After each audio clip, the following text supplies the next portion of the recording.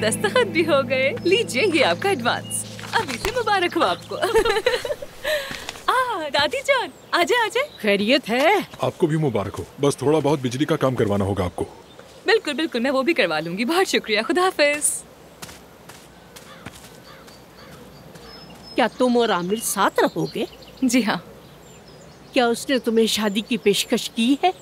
वो भी कर ही लेगा। मेरा मतलब आज या फिर थोड़ी देर में। बेटी, उससे तुम्हें कुछ हासिल नहीं होगा। अगर शादी का इरादा होता तो यूं छुप छुप कर खेलना खेलता। अब देखो वो कह रहा है मैं यहाँ रहूंगा, और मुझे लगता है कि वो 2 दिनों में ही भाग जाएगा। अरे दादी जान, ऐसी बातें मत करे ना। वो खुद अपनी मर्जी से यहाँ रहना चाहता है। वो शादी नहीं करेगा। बाद में ये मत कहना कि मुझे खबरदार नहीं किया।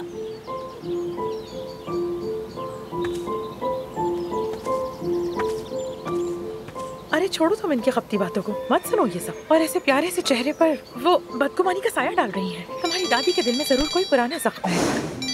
आमिर। हाँ, उठाओ फोन। हेलो आमिर। मैं फार्म पर हूँ। तुम क्या कर रहे हो? क्या करे को ना मुझे भी। सरप्राइज है क्या? कैसा सरप्राइज? मैं तो दीवानी हूँ सरप्राइजेस की। मुझे पता है।